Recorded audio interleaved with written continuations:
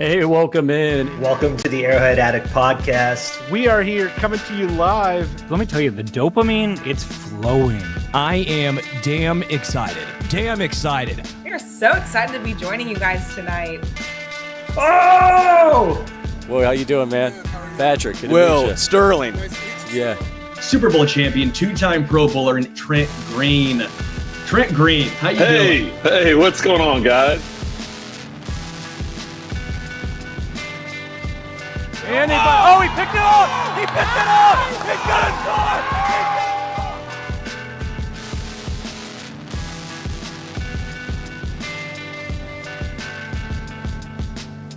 And we'll see you next week. But until then, as always, go Chiefs. All right, welcome in. It is Thursday, October 16th.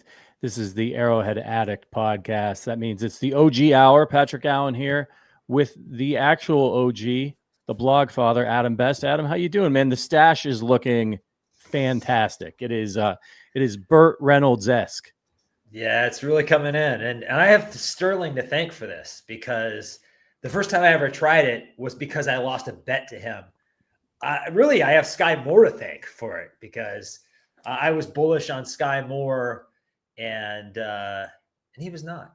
So he was less bullish, is the way I should say it. I'm very jealous. I don't have even close to as good of a mustache. In fact, if I don't grow everything out, it just looked completely ridiculous. I once, when I had the beard before, I once shaved, and I was like, well, I'm shaving, I'll just see what I look like with my mustache. It was not pretty, man. I look like somebody you would want to leave your children alone with. You know, I wasn't feeling it. I tried it like throughout my 30s and just wasn't working. And suddenly you get into your 40s and it just kind of like clicked for me. So, I'm embracing my inner Sam Elliott, Yeah. Why not? We're here to talk Chiefs. We got a great show lined up for you guys today. It is Raiders week. So we're obviously going to preview the big matchup between the Chiefs and the Las Vegas Raiders coming up this weekend. See if the Chiefs can get themselves over 500 and continue to flip the narrative about this team, which was pretty negative to start the season. But the tide is changing. We're going to talk about that a little bit and a few other questions that we want to have answered. But I got to start with this Lions stuff, man. It's driving me crazy. I can't believe it's still being talked about. It's Thursday. Like, we should be moving on at this point. I like the Lions football team very much. I love Dan Campbell. I think they're one of my favorite, like, non-Chiefs teams to watch. Amon-Ra St. Brown, Jahmyr Gibbs, David Montgomery, Jamison Williams. Like, this is Sam Laporta. Like, there are stars all over that team. Their offense is fun to watch. And Dan Campbell, like I said, he's just like an affable guy. You kind of would want, if you didn't have Andy Reid, you'd love to have a guy like Dan Campbell. He just seems like a great coach and a good, solid dude. And the Brian Branch thing, and then the fans and the refs, it's like souring me on the Lions. And I like the Lions. Like, I would love to see the Lions in the Super Bowl, and if the Chiefs can't win it, I'd love like that team. I think the fans deserve it. And I know that there's a bad subset of every fan base. There's Chiefs fans who are whiny and ridiculous, and we'll probably talk about some of them in a little bit when we talk about Josh Simmons. But has it soured you on the Lions? I think you appreciate the Lions as a football team as well. I do appreciate the Lions, but I think the elephant in the room is I am not very fond of Detroit sports fans. I'm a Pacers fan. So, like, the bad blood between those two organizations, I think I've seen the worst of that fan base, that city's sports fandom come out in a way that most fans probably haven't. I kind of see them as like Philadelphia Junior. So this isn't surprising to me. And I feel bad. And I know there are a lot of good fans, obviously.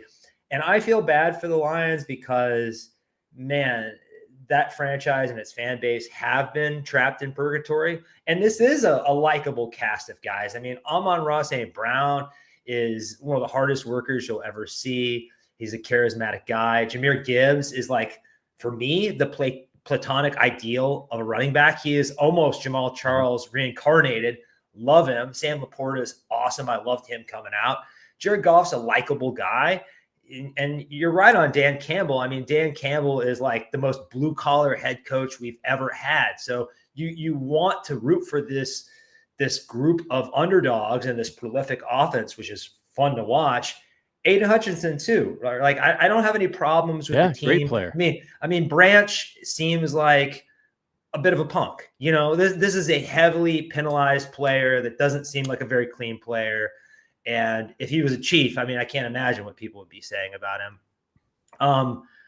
I think they got a little too big for their britches. I think the team and their fan base thought, with Philadelphia not looking like itself, with us kind of off to a slow start and the Bills off to a slow start now, they thought maybe this is our league for the taking. And we brought them crashing back down to earth.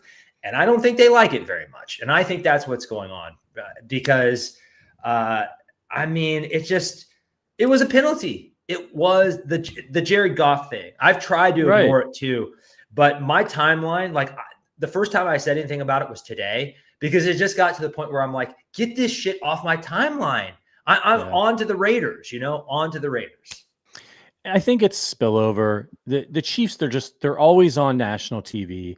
They've been in 5 of the last 6 Super Bowls or something ridiculous. They've been in so many Super Bowls I've lost count, right? And that's an amazing feeling and place to be as a fan. Whereas the other fan bases, we went through this. We lived through being sick of the Patriots and God, these guys again, and they always win, and it's so and you're sick of them. Even if you appreciated the greatness of Belichick and Brady and what they were doing, and guys like Gronk, you just wanted to see somebody new. If it wasn't going to be your team, you would rather not watch the Patriots win the Super Bowl again. And that's a totally fair thing for fans to feel.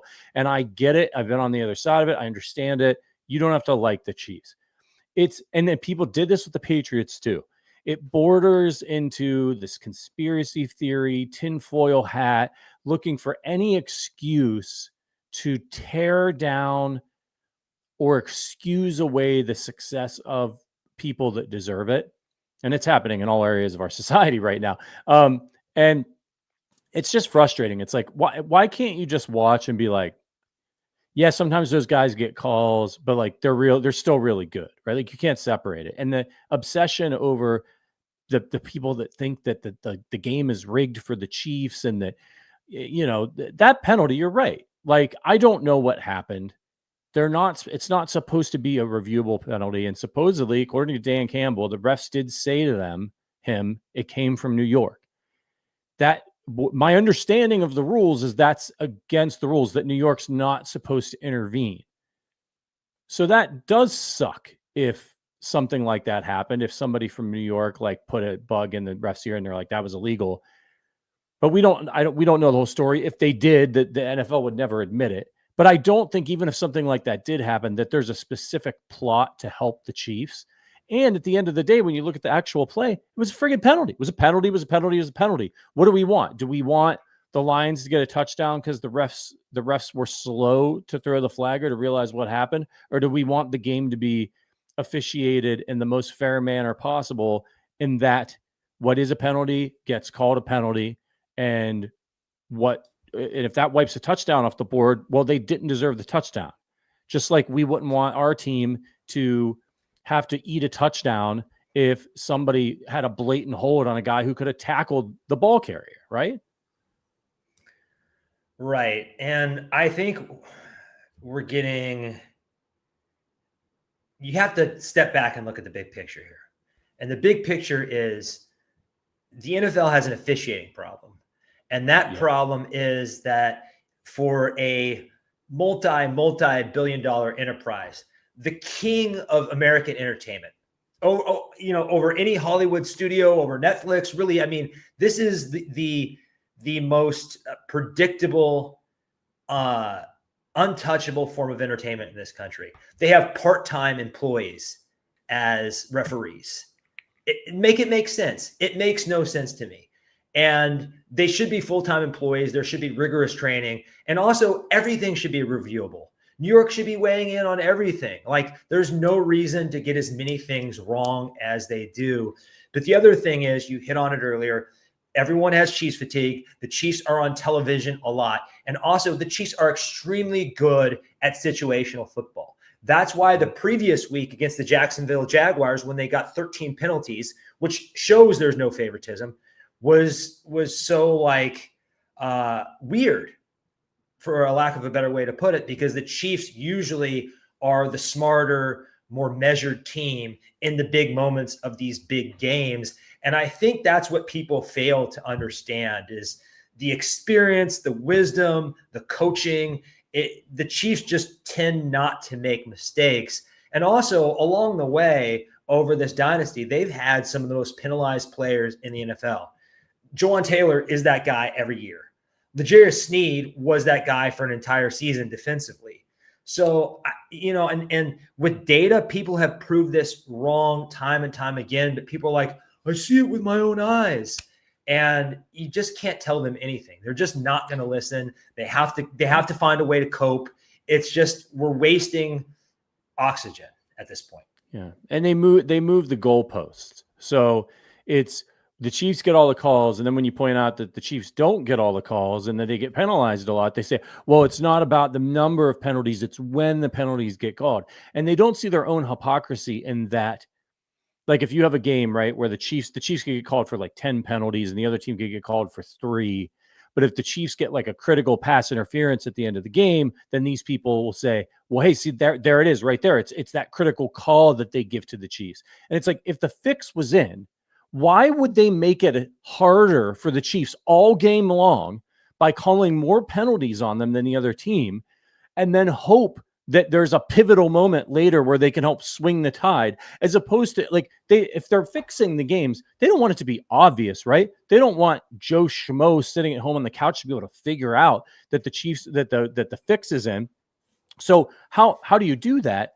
You call 13 penalties on the Chiefs and then hope that you get and make the game closer than it needs to be. Like in a lot of these situations, if they just didn't call these penalties on the Chiefs are usually the better football team when they play somebody, right? The Jaguars, like if they didn't have those penalties in that game, the pick 6, they would have overcome it.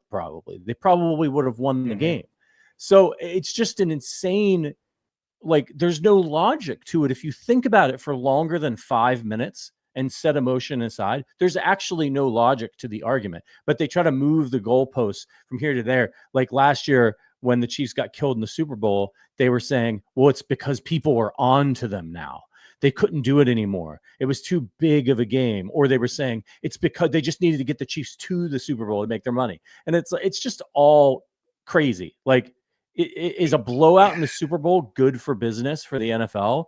No, it's not good for business. So why weren't it's just you're trying to logic with these people, and I'm doomed to do it for eternity. Like this will be my when I die and I go to hell, my soul won't burn or anything like that. Birds won't peck out my eyes for the rest of all eternity. I will be forced over and over again to argue one after another of idiotic anti-Chiefs fans. That's what's going to happen to me.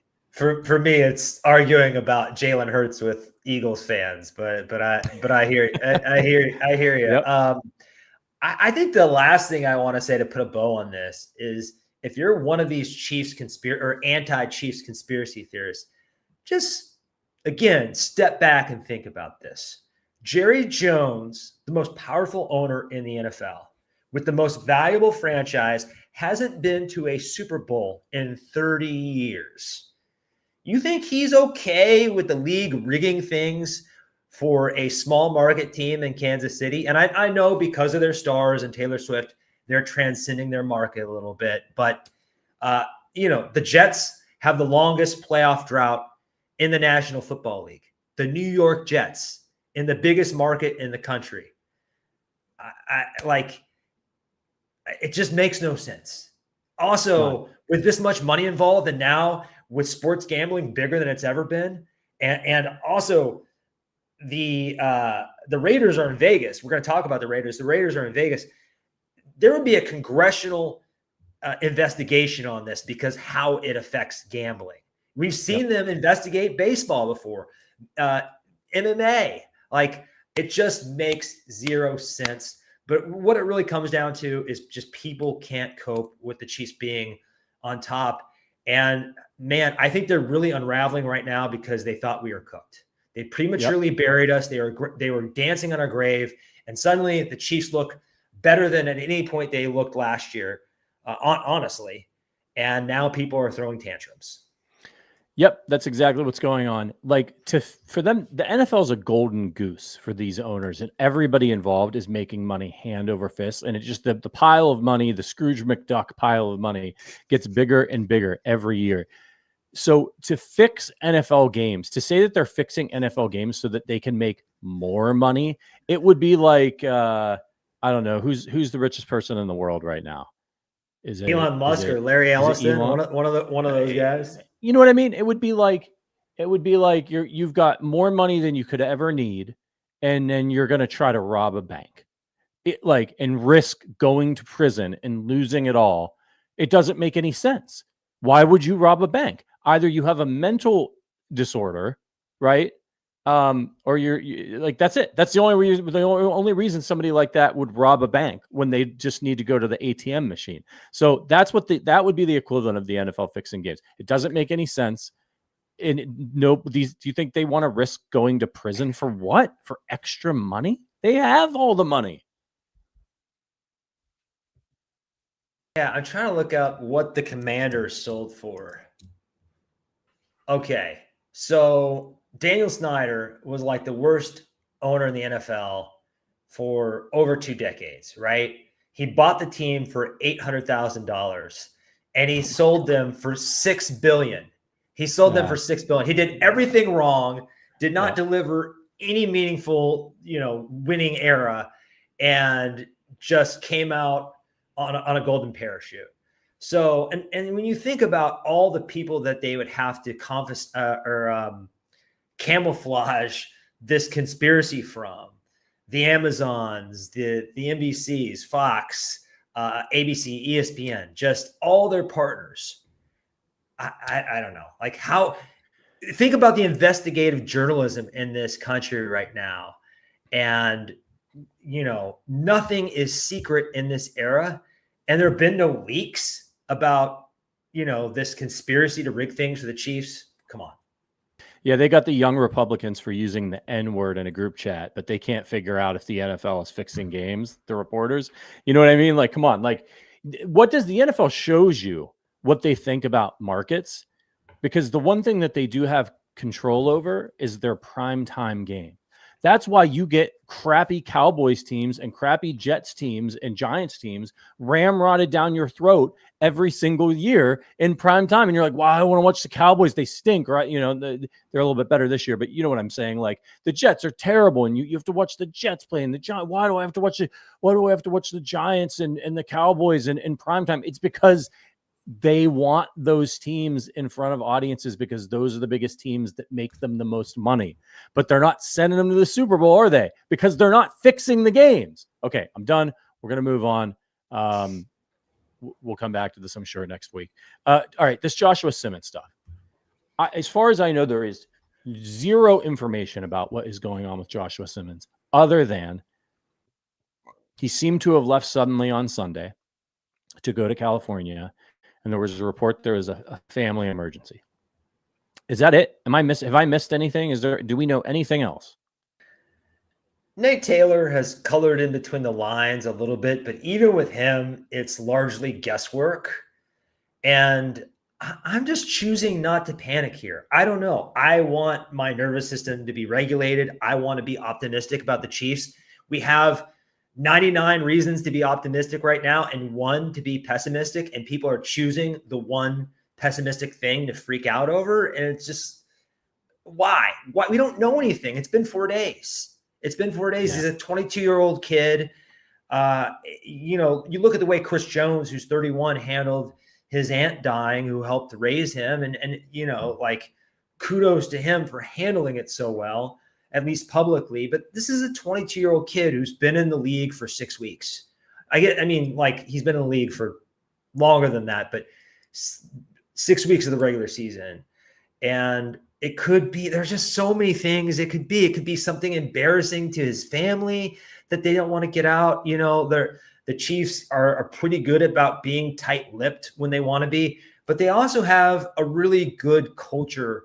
So I don't know if they really thought he was going to be gone long term or something.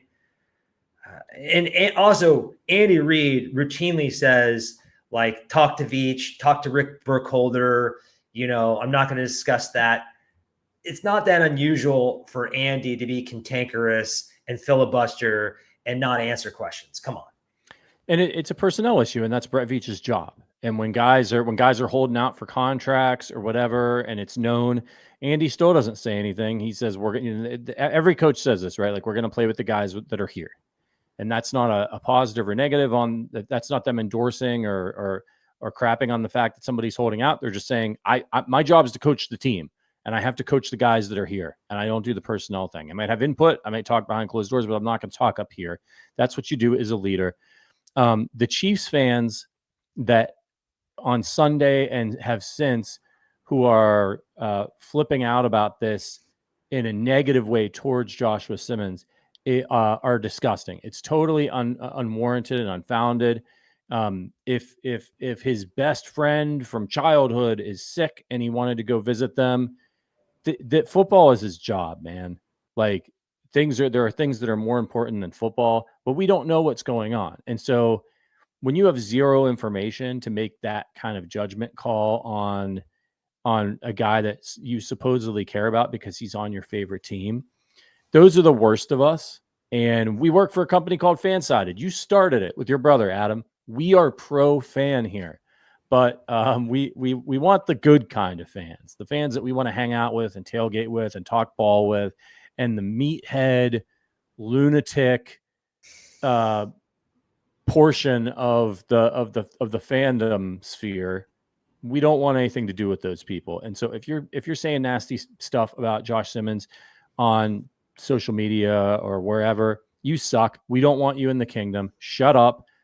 The information will come out, and hopefully he's okay. Hopefully his family and friends are okay, and he can be back. We all want him back playing football. Like, of course we do, but we just don't know what's going on. So I'm going to leave it at that. I mean, I've gotten people ask me, like, is this guy a head case? What's going on? We don't know. Nobody knows. And believe me, if somebody could find out, they would report on it. Like, that's as you mentioned earlier, that's the world we live in. And the thing that I'll say about that, I know I'm seeing the comment here that I wish Andy said something. Well, there probably is a good reason that they're not giving specifics, and we don't know what that is.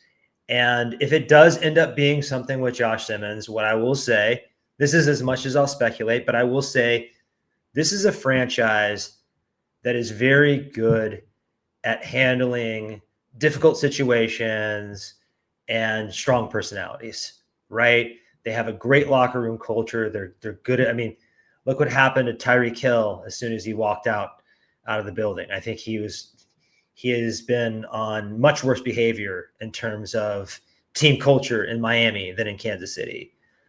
So I don't know. I think they will help him find his way through whatever he's going through. Yeah, absolutely. I think that the big takeaway for me has been what Patrick Mahomes said when asked about Josh Simmons, and he said, I'm praying for him. Patrick Mahomes probably knows what's going on to some degree, and he said, I'm praying for him. And that should be good enough for all of us. We should all feel the same way as Patrick Mahomes when we hear something like that. We don't know what it is. Hopefully everyone's okay or will be okay, and he'll be back with the team soon. The positive side was that from a football perspective was that Jalen Moore got to step in, show what he could do against a really ferocious pass rusher in Aiden Hutchinson. And he's going to be dealing with another one this weekend in Maxx Crosby. So we're going to get to the Raiders game in just a minute. So just wanted to touch briefly on the trade situation. We're continuing to hear rumors floating around.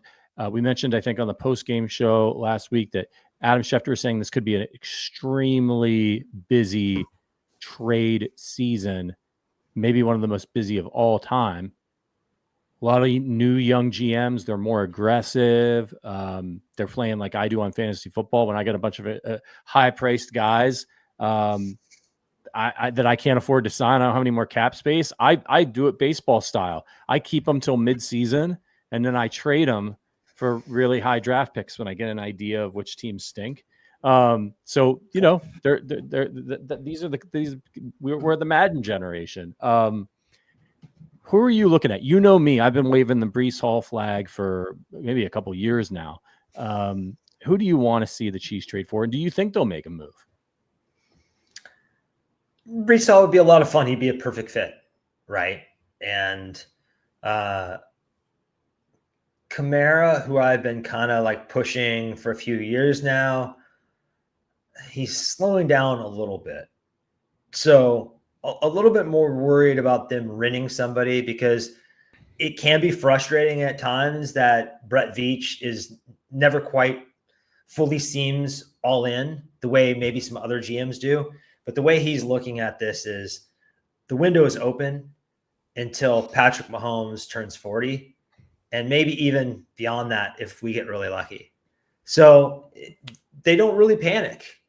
And the other thing about the running back position is post-CEH, they've kind of been very trigger shy. I was looking at Rico Dowdle's contract, and it's like the Chiefs haven't even been willing to spend under, like, I think it's like 2.8. That's like a hefty deal in Kansas City for a running back, right? Yeah. So I don't know. I'm looking at someone maybe like Jerome Ford. Just give me an efficient guy with some juice who can pass protect and catch the ball, because Kareem Hunt has good hands.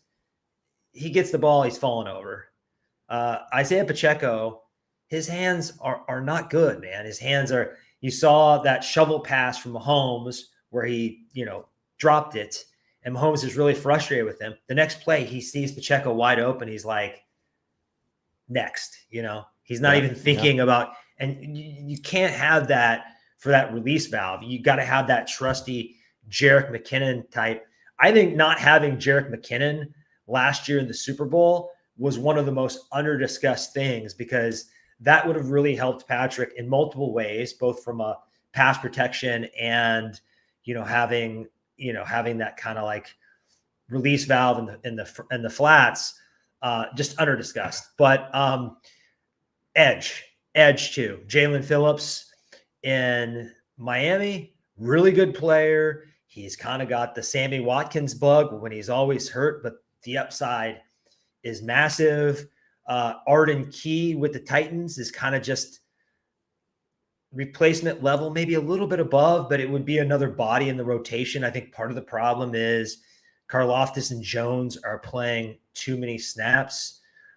That's kind of like the list. I don't think, maybe a defensive tackle. What do you think? I think it's defensive line or running back. They're not in desperate need of help elsewhere.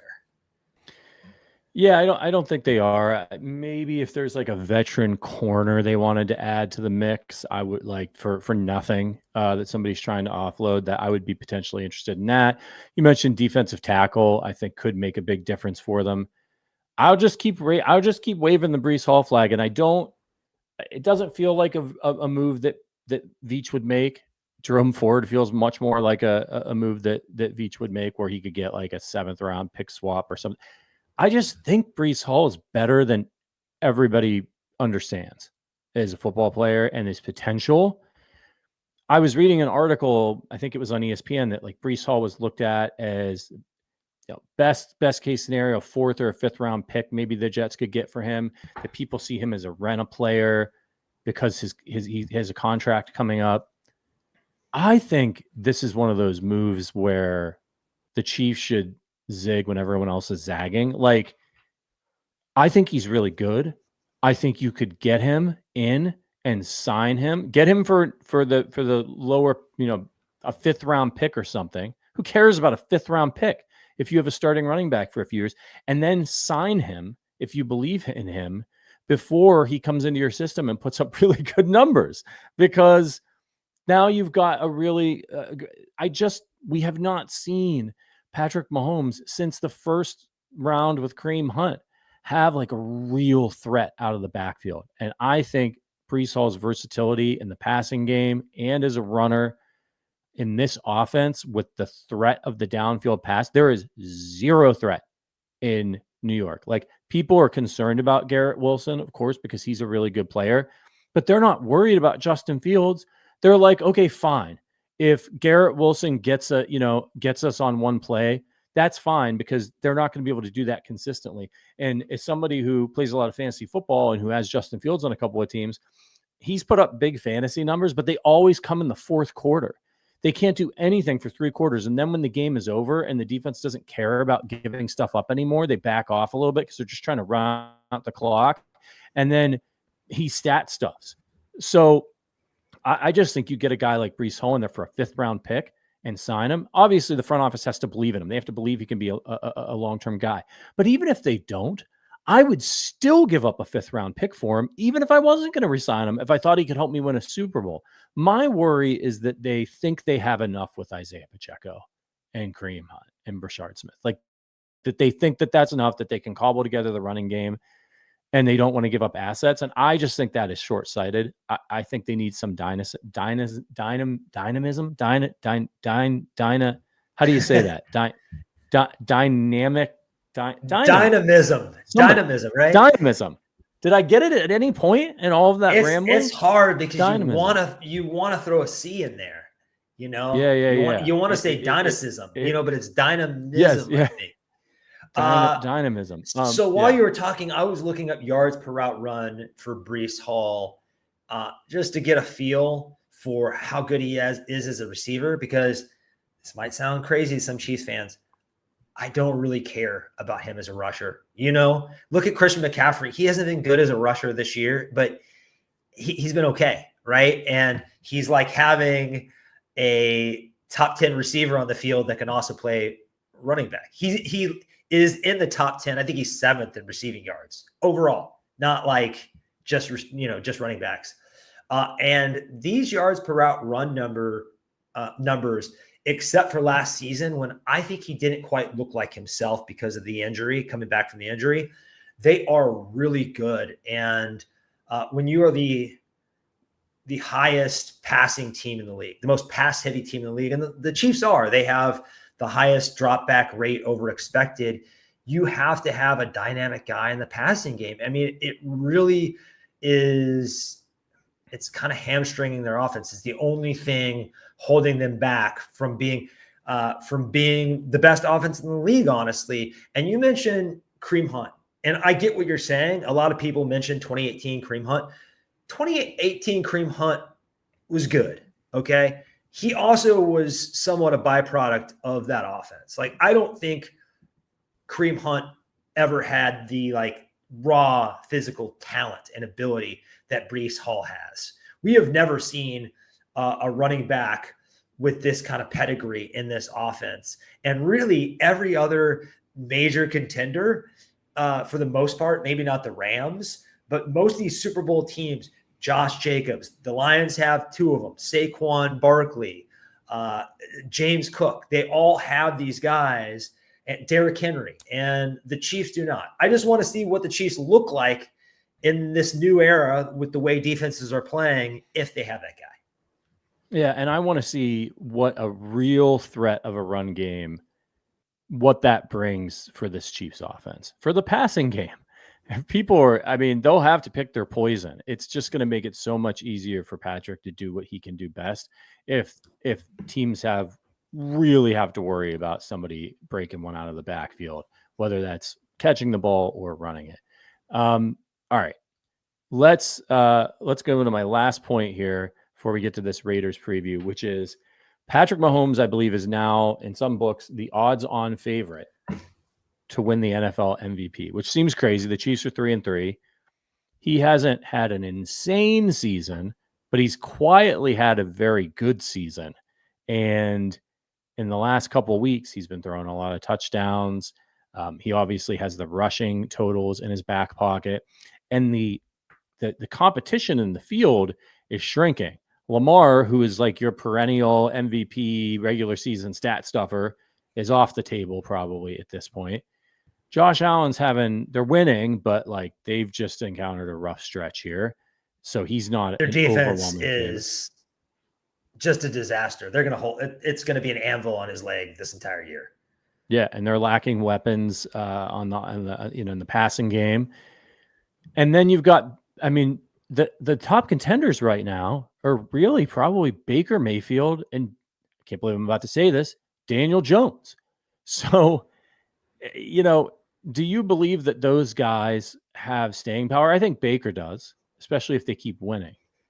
But do you think Mahomes can really get back in this thing if the Chiefs rattle off a bunch of wins? Definitely.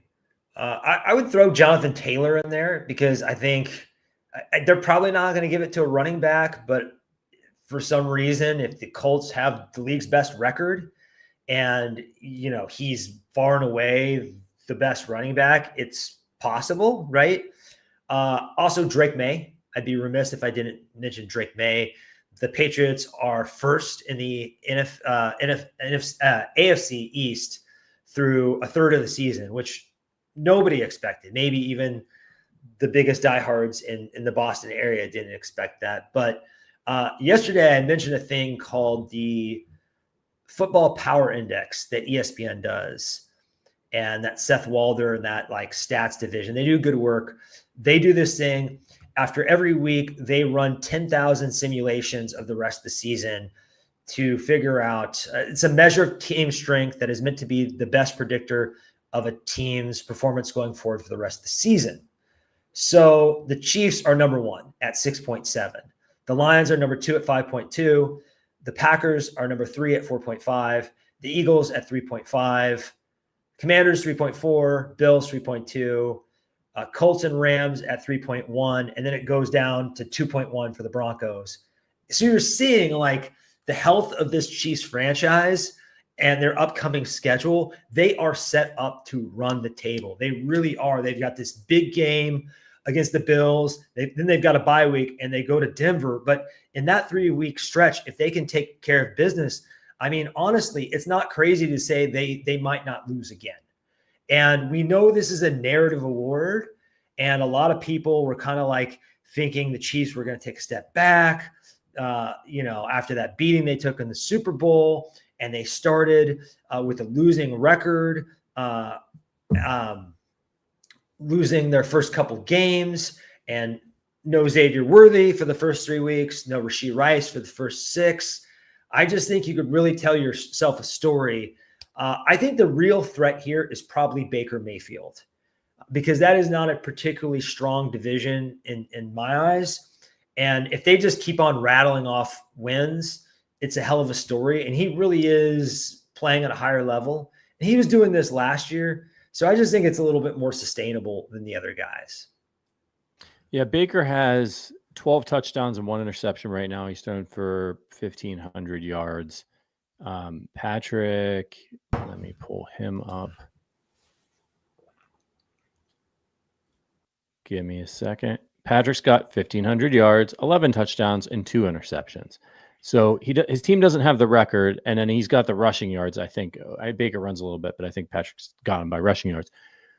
It'll come down to, as this always does, with all due respect to Jonathan Taylor, they didn't give it to Saquon last year. They're not going to give it to Jonathan Taylor. I don't think so either. It's going to go to a quarterback. It's going to go to a quarterback. Now, I don't agree with that. I think it should have gone to Saquon, and I think it should be able to go to other players than quarterbacks. But that's a Cooper Kupp probably should have won, right? Yep, totally. I think it comes down to probably Patrick and Baker, if they continue to play at the level that they're playing at, who has the more touchdowns.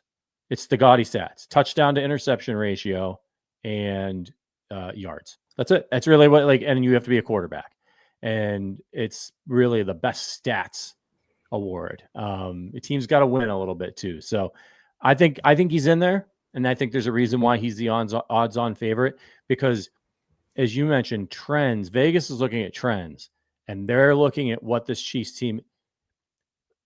The fact that he's in the conversation after the way the offense performed the first 2 weeks of the season, he ran a lot, but we were like, "Oof, boy, this offense is an issue." And then they turned a corner, and now Rashee Rice is coming back, and you can kind of project out oh boy, he could start throwing 3-4 touchdowns every game again. And if he's not turning the ball over and the line play stays strong, he's the best in the world. So we'll see how it goes.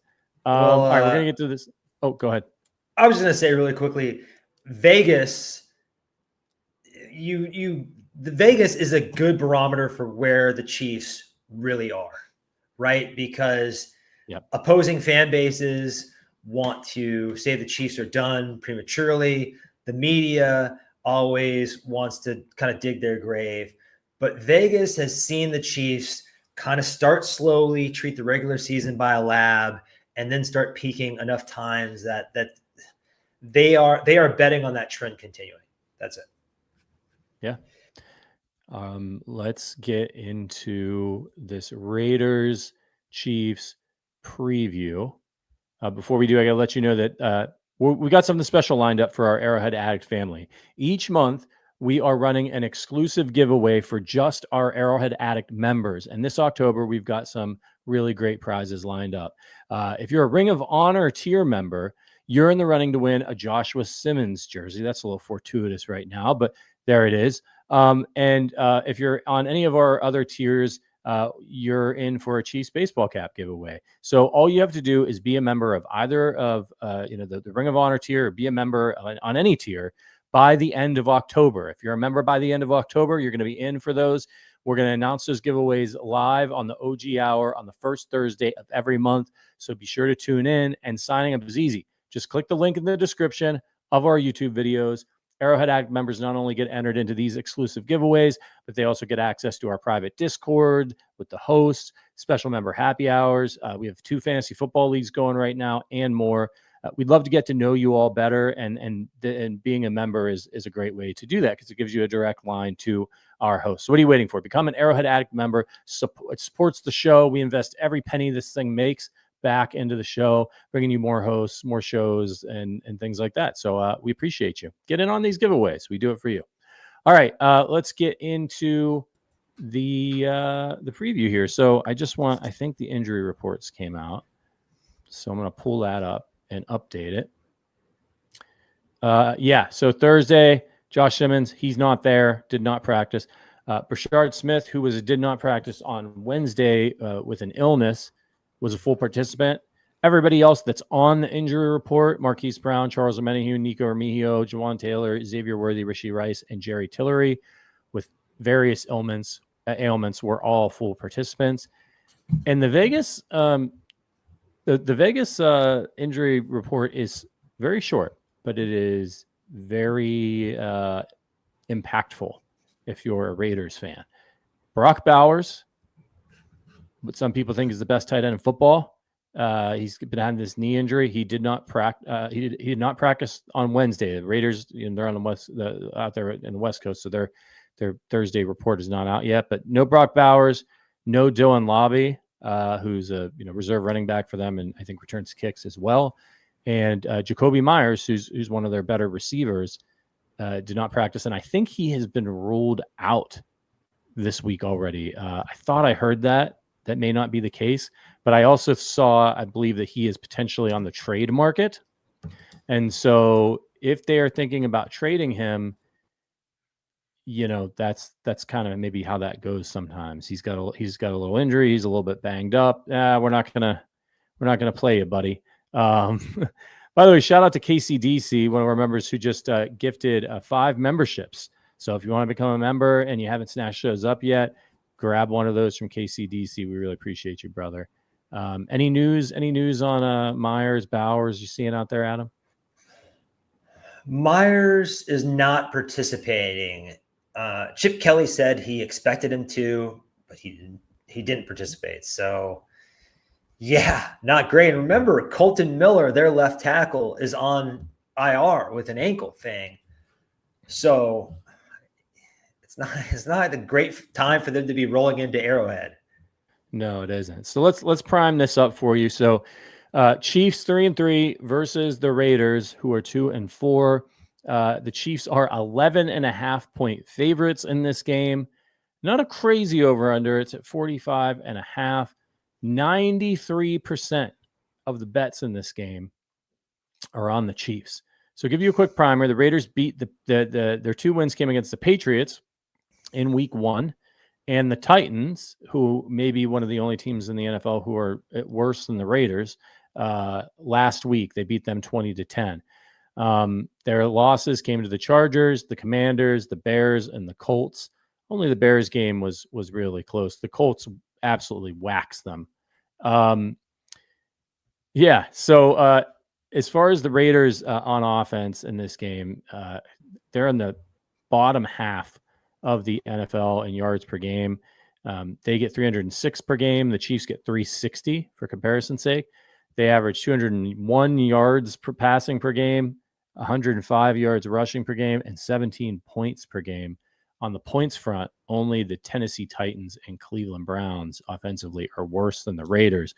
When you look at the injuries this team has, Adam, obviously, look, they've got Ashton Genty, who is not a great back yet, but has a great future. He's averaging about 4 yards per carry. He's a rookie, and the team is not very good. So that's not working in his favor, right? He's really the main threat with Brock Bowers out. Offensively, that's really it. He leads the team in rushing with 424 yards on 105 carries. Then they've got Trey Tucker at wide receiver. He's got 356 yards receiving. Jacoby Myers, 329 yards receiving. And then that's it. I mean, are you worried about this offense at all if you're Kansas City? No, and I also like Michael Mayer as a tight end. He's a good, he could start for a lot of teams. He's a good player. He looked good last week. But even beyond the injuries, it just looks bad.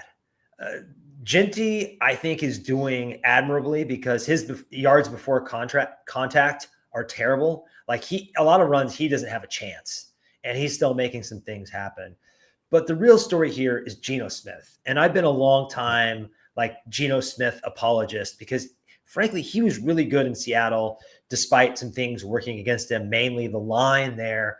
He has been maybe the worst quarterback in the NFL. I mean, maybe Browning was worse, but he has 10 interceptions. Nobody else has 9, right? I think Browning has 8, Tua has 7, something like that. And last week, his average depth of target wasn't even 3 yards. And this guy is just like quiet quitting or something. I don't know. I think we've finally broken Geno as a society.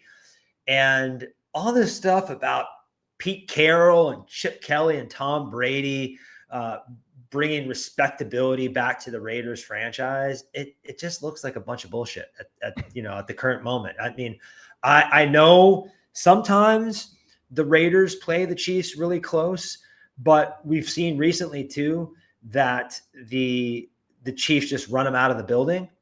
And I think this is a run them out of the building week, especially with Rashee Rice coming back to the lineup and the jolt he's going to give this roster and this offense. And frankly, the crowd, I just think they're going to feast. I really do.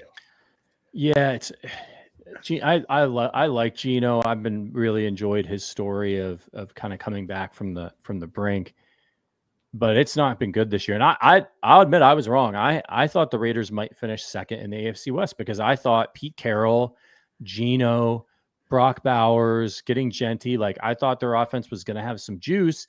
And if Pete Carroll and the defense isn't horrible. It's not a horrible defense. They've got some players over there and they do some things well. I thought maybe they'd sneak in there and surprise some people. And it just hasn't been going their way. Maybe that'll change. Look, Pete Carroll just got there. We saw this with Sean Payton, his first year in Denver. They didn't start out very well, but they finished stronger. It may take some time for them to sort things out. And they maybe, but I don't know that it's going to happen this week. Geno's throwing a lot of interceptions, and there's defensively, and we can do the primer on that.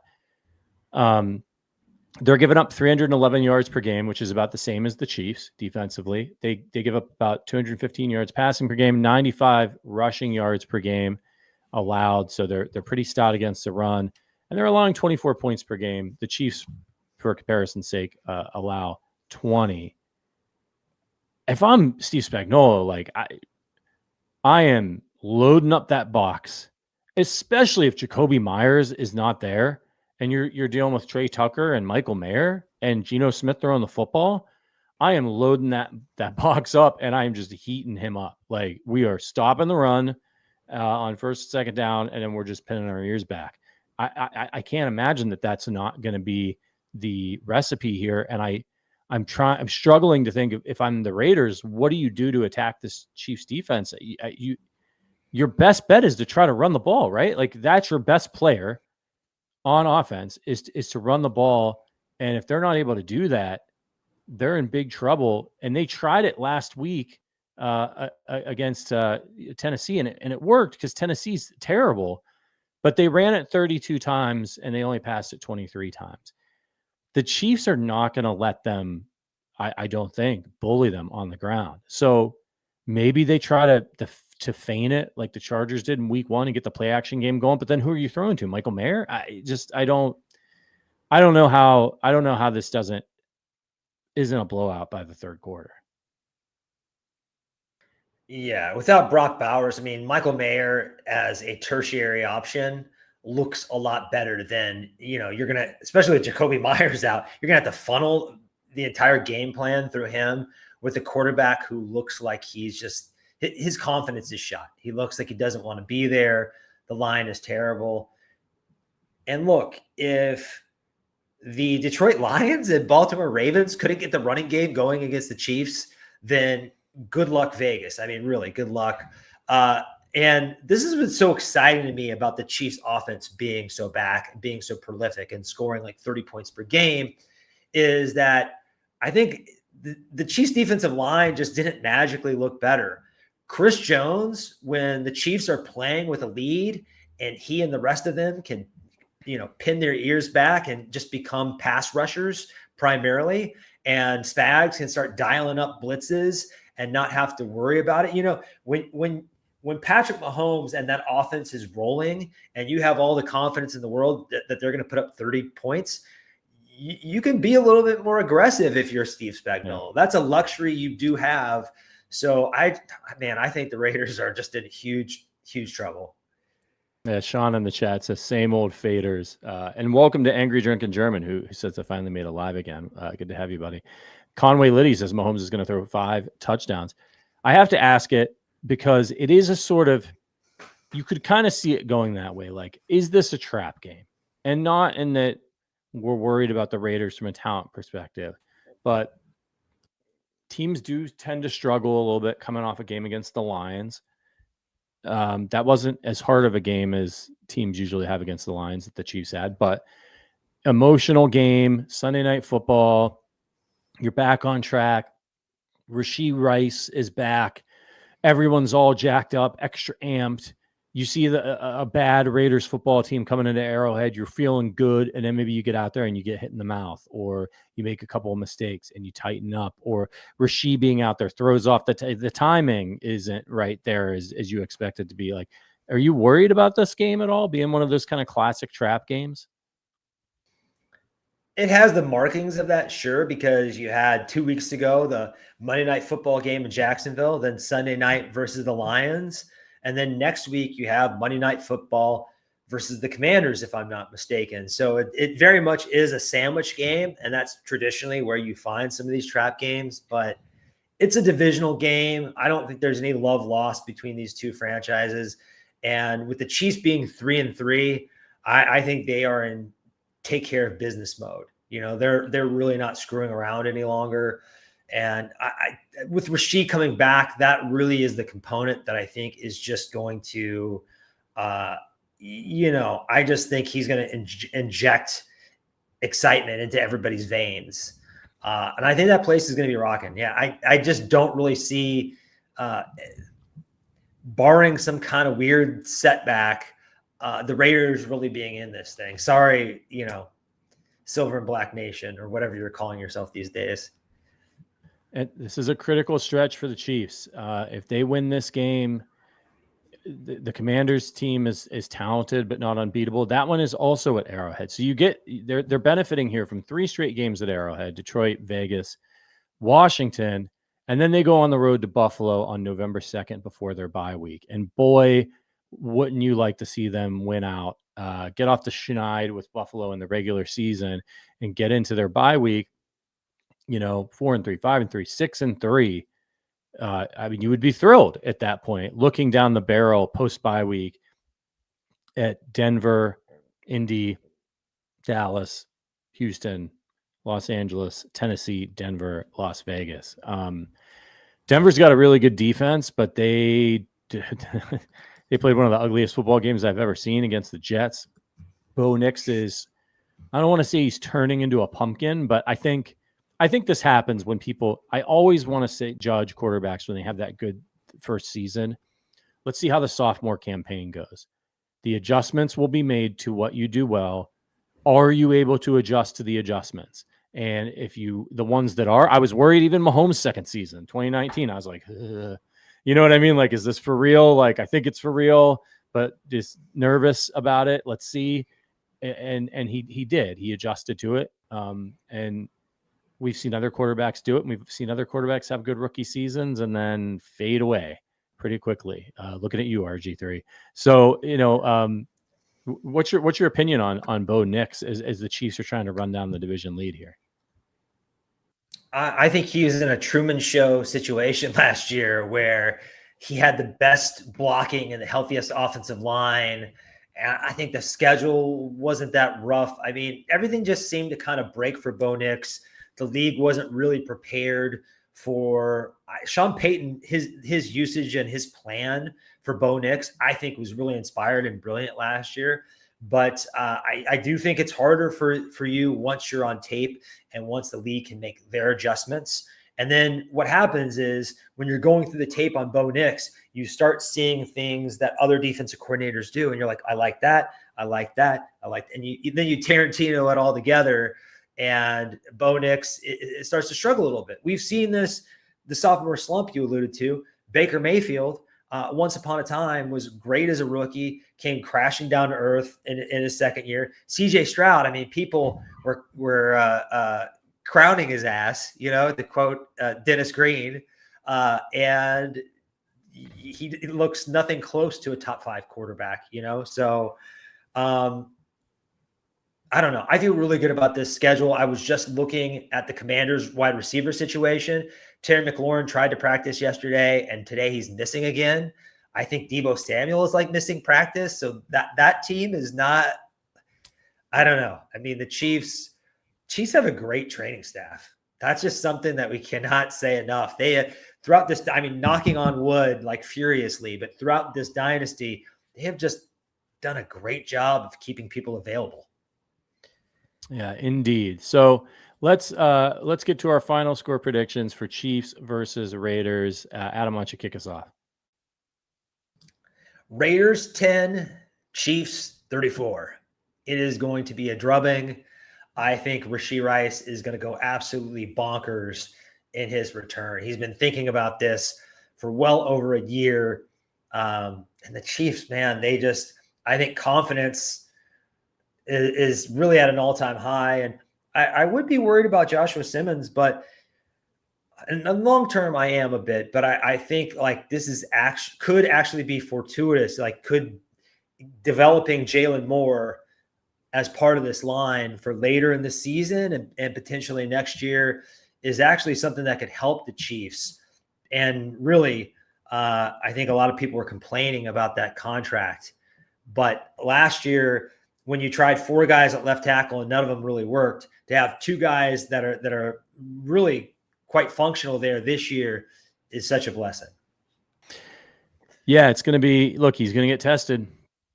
Maxx Crosby hates the Chiefs. He's really part of this rivalry, and he's going to bring the intensity, and they're going to have to. Chiefs usually do a pretty good job of dealing with him, and I think they will again. But this will be another great test, trial by fire for Jalen Moore, and hopefully Joshua Simmons gets back soon. I've got it Chiefs 33, Raiders 14. I think maybe they get a garbage time touchdown at the end, but I think this is going to be one of those games where the Chiefs just kind of roll, and it's we're sitting back relaxing in the third quarter.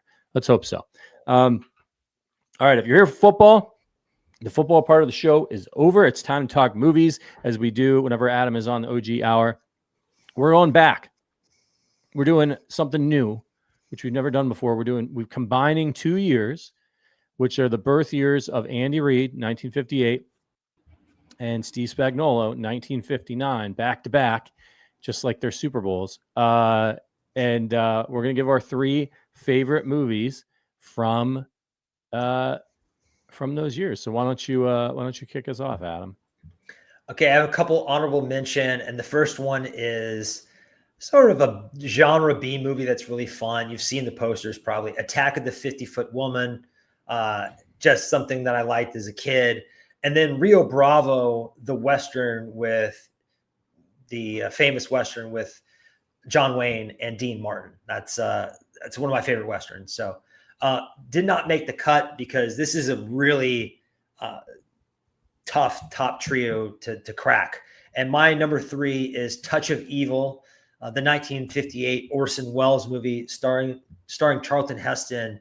Kind of this border noir, just really, really great. I mean, it kind of is a famous film. It was even featured prominently in Get Shorty. If anybody's seen Get Shorty, John Travolta's character, Chili Palmer, is like obsessed with Touch of Evil. Orson Welles was as difficult of a personality as you could possibly embrace in this world, but a genius nonetheless. Love it. All right. So for me, I went with number 3, 1959's The Devil's Disciple. This one is near and dear to my heart because it's based on a George Bernard Shaw play from 1897, also called The Devil's Disciple. And I played the title character of Dick Dudgeon in a college production of this play. So the movie is great. It stars Kirk Douglas in the title role of Dick Dudgeon. And he's an outcast from his family, and this is set sort of during the Revolution, the American Revolution. So in New Hampshire, and the British are around, and they're fighting with and so his family is Dick's family is a bunch of pious hypocrites, and he's the outcast, and he kind of comes back, and he gets mixed up with this holy man and his wife, and it's a very funny play, and it's a pretty good little film. So if you're not I think you'll enjoy it. If you don't like older movies, this one's a comedy. You've got some really great actors in it. Burt Lancaster, Kirk Douglas, and Sir Laurence Olivier is also in this one. So it's kind of I don't know if it's little known or underappreciated film, but it's good. It's got stars in it, and it's based off of one of my favorite plays of all time. I haven't seen it. I'm gonna have to check that out. I think it's the only one in your list. Yeah, it's the only one on your list that I haven't seen. So I'll check it out. Number 2 for me is Vertigo. Great Hitchcock film, famous film. Maybe the most iconic San Francisco movie there's ever been. You got those shots of the Golden Gate Bridge, and I won't spoil it. It's hard to talk about this movie without kind of spoiling it. But Jimmy Stewart is just perfect, and Kim Novak's perfect too. But it's really eerie and just so smart and extremely rewatchable for a thriller. I think it's one of the more watchable thrillers, even in the Hitchcock filmography. So, and then the score and the title sequences and everything, just. Yeah, man. Jimmy Stewart's one of my favorite actors of all time. I just think he's. Can you do an impression? Jimmy Stewart. Probably. I don't. All right. Oh, I'm gonna go to Martini's bar, and I gotta go to Martini's. Yeah. I did in New York once during my old acting days. Some people from my cohort in grad school, we were charged with performing at this charity benefit. And what we did was we adapted, it was around Christmas time, and we adapted It's a Wonderful Life. And we did it in 10 minutes. So it was A Wonderful Life in 10 minutes. We played all the characters and put all the props in a trunk, and did the whole thing. And we did it. We actually did it in 9 minutes, and then we did it in a minute. Like at the end, we did the whole thing again in a minute, hit all the high points. It was a lot of fun. Got to do some Jimmy Stewart impressions, and actually performed in front of Matthew Broderick, who was there at the at the charity event. So I have performed for Matthew Broderick. That, and as a young actor, that was a really cool experience to be like sitting there and looking at Matthew Broderick. And it was a charity event. So it wasn't like we were on a stage. We did it in a ballroom. They just like over here is like where we're going to do the show. And they set up chairs and people crowded around. It's like Matthew Broderick and Sarah Jessica Parker are sitting there, in the front row. And like I'm performing. It was just like freaking Ferris Bueller, man. It was pretty cool. But he was the chair of the directing department at the time was Pippin Parker, Sarah Jessica Parker's brother. So they were invited to the event, and that was just a fun thing that we did. And there's actually pictures of it somewhere online. I'll have to see if I could find them. Interesting. They've kind of fame swapped, the two of them, Yeah. They're I mean, he's great. I love him. I want to see him in more stuff these days. Okay. Have you ever seen Tower Heist? No. It's this heist movie with Ben Stiller and Eddie Murphy and Matthew Broderick. It probably came out. I think Alan Alda's in it. Came out probably 15 years ago. Just did okay. But I rewatched it the other night just on a heist kick and saw him and was like, what the hell is Matthew Broderick up to? I don't see him very often. And anyway, that's same thought. Nice. Number 2 for me is House on Haunted Hill. This is also 1959. There's an updated version of this, but it's a cult classic. William Castle directed this. He did a lot of like horror and B movies. I think he produced Rosemary's Baby as well. This is that classic story of, a millionaire, basically like kind of what Clue is based on, right? Like a millionaire invites these people to a party he's throwing at this big mansion that's supposed to be haunted, and he offers them $10,000 if they can stay the entire night, and they lock them in, bar the windows, no phones or anything like that. And it's just a great film.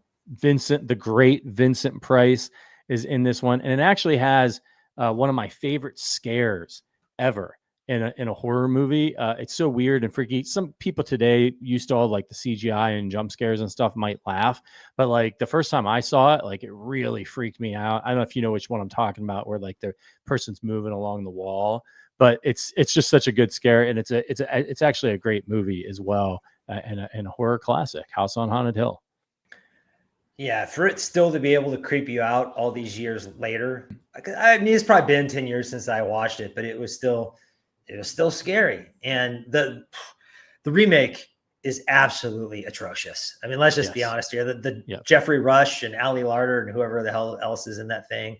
I think this one is like, no disrespect to the original, which I still love and will watch. I don't know how many people will. This is something that they could remake again. If you had a loaded cast. It well. Yes, right. Like a Knives Out style, cast of stars.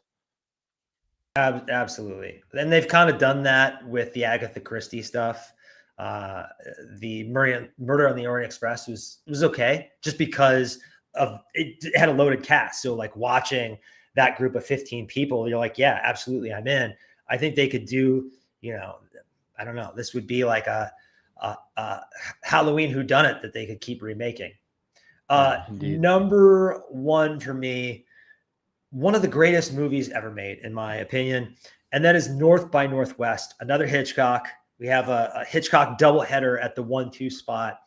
And one of the reasons I like North by Northwest so much is you laugh, it's tense, there's a lot of suspense, they've got romance, they've got action, they've got set pieces, witty dialogue. I mean, outside of like getting sad, it has the entire gauntlet of what a movie can offer. And I just think Cary Grant was one of the best leading men we've ever had. He was like George Clooney 1.0, right?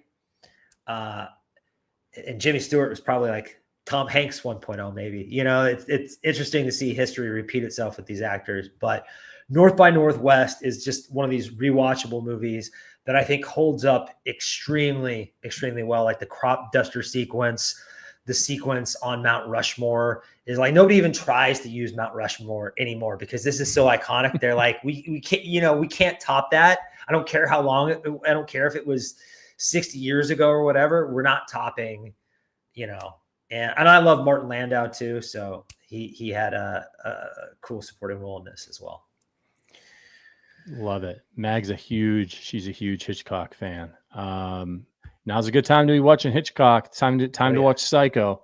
Rebecca is a really scary one too. Yeah, Rear Window. I think Rear Window and Psycho are both on Shudder right now. If anybody subscribes. Number one for me is Cat on a Hot Tin Roof in 1958. It's funny. I get two of my favorite actors of all time in this, and Paul Newman and now Jimmy Stewart, and also two theatrical adaptations in the movies, which are both fantastic. Cat on a Hot Tin Roof is a Tennessee Williams play, which came out in 1955. This movie version of it, you get Paul Newman, you get Elizabeth Taylor, Burl Ives in this. I mean, it's a if you watch this movie, it's going to be pretty censored and as far as thematically because it's 1958. But Paul Newman plays a kind of a washed up former football star who's recently broken his foot, and it's a family drama about a plantation family in the South. Burl Ives plays Big Daddy, his father, and basically, the story of the play here is that Paul Newman is not having sex with his wife, and there's this whole backstory about an old football buddy of his, and the implication here is that he's gay and was in love with his old football buddy, and he's in this sort of situation where it's not okay for him to be who he is, and his wife's caught up in this, and there's a family dynamic going on and stuff. This is Tennessee Williams, but in 1958 in a film, they don't really play into that as much as you might see in a theatrical production, but that's part of the theme of this play. But it's just fantastic, and Paul Newman is absolutely unbelievable. Elizabeth Taylor plays an absolute, if you're a woman, really, or a man, like Maggie, her character Maggie the cat, and Brick, which is the character that Paul Newman plays. These are iconic roles that you want to play. It's up there with Hamlet, and so. It's just, and it's a fantastic adaptation, though, even though that maybe they couldn't have done it the way that they might do it if they made it now. It's fantastically acted. It's shot really well. It's just a great, great movie. And if you've never seen it, you should watch it because it's good. It's funny that you mentioned making it now. It's been a while since this news was announced. I don't know if they're still doing it because it's been 4 or 5 years. But the director, Antoine Fuqua, was going to do an all-black cast because that's what they did on Broadway in 2008, and it was a hit. They had James Earl Jones and Terrence Howard and Felicia Rashad. Yeah. So a really good cast, and there's a long history of those kind of shows on Broadway. I think I forget what. Orson Welles did with something. But anyway, keep an eye on that. They may be remaking Cat on a Hot Tin Roof in a totally different manner, which I think is what you have to do. You're not going to top it the same way. So if you're going to remake it, I think you have to go in a different direction. Yeah. And that's a really interesting lens with which to look at this play. I just say I'm always going to take this opportunity really quickly before we go to tell, and I probably have on this show, maybe during this segment, told the story before, but my all-time favorite Paul Newman story is when he was working on Cool Hand Luke. He has a scene where he finds out his mother dies. He's in jail in a prison yard, and he finds out that his mother has passed away, and he comes in and he goes and he sits on his bunk and he pulls out a ukulele and plays a song called Plastic Jesus. It's kind of a silly line. I don't care if it rains or freezes as long as I got my plastic Jesus sitting on the dashboard of my car. And it's this little ukulele song. Paul Newman plays it, but he's very somber. He's just found out his mother dies, and he had learned how to play the ukulele so he could do it for this scene. And they did the first take of it. He walks in, it's all one shot, and he sits down on the bed and he picks up the ukulele and they slowly zoom in on him and he plays the song and he's singing it, but he's completely stone faced. He's not smiling, even though it's a sort of a silly song. He just sings the song is like a means of comfort.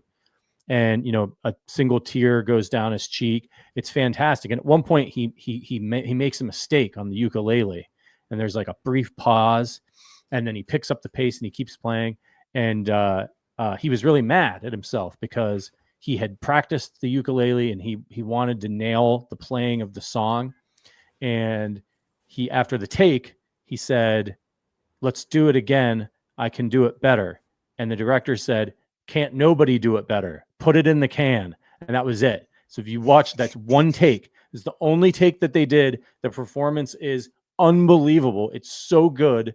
And it's like, that's Paul Newman for me. Like, he's my like acting hero. And that story is just like, him being a perfectionist, wanting to do the song, and the director being like, man, I just saw what I saw. The mistake, all of it works. And it's a good director who knows when they've got enough. One of the best to ever do it. I love The Verdict and so many things he's been in. Really quick, since I kind of left everybody hanging on that Orson Welles, he did Voodoo Macbeth in 1936. So what he did was he took Macbeth from Scotland and the witchcraft there and kind of made it Haitian voodoo. And it was like really groundbreaking. And he was 20 years old when he did this, mind you. He was a 20-year-old prodigy. I mean, imagine like doing something this experimental in 1936 on Broadway as a 20-year-old. Yeah, insane. It's nuts. There's some really talented people. Now I want to watch. Now I want to watch Cool Hand Luke. I mean,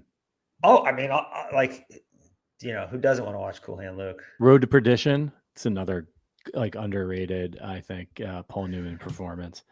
I just watched The Sting too because of Robert Redford passing away, it's sad. Both of them are now gone. So Butch Cassidy and the Sundance Kid. That's I wish they would have done for me. I wish they would have done more together. Oh, just because it's a little slow. No, it's just hard. The ending is it's a tough watch, man. It's the original Thelma and Louise, basically, right? Yeah. It's fantastic. All right. We got to get out of here, everybody. So listen, here's the deal. We'll have our betting show tomorrow. Freaky Friday is like Wacky Wednesday again. So if you didn't catch it, the Adam returned to Wednesdays. We'll still have Kingdom's Queens in the evening. So lots of great content for you. On Sunday, we'll be here for the Raiders game with our pregame, halftime, and postgame show. I will not be with you because I am taking a vacation. And I'm going up to Wisconsin to go to pumpkin patches and hang out with my wife and kids. So I'm looking forward to that. I will be watching the Chiefs game, and I'll be with y'all in spirit on the post-game show. But just know that when you're having the victory party, I'll be raising a glass of New Glarus, probably Moon Man beer up in Wisconsin. So we'll see you guys on Sunday. Thanks to producer Richard for getting us up and running. Thanks to the blog father, Adam Best. We'll see you guys over the weekend. But until then, as always, go Chiefs.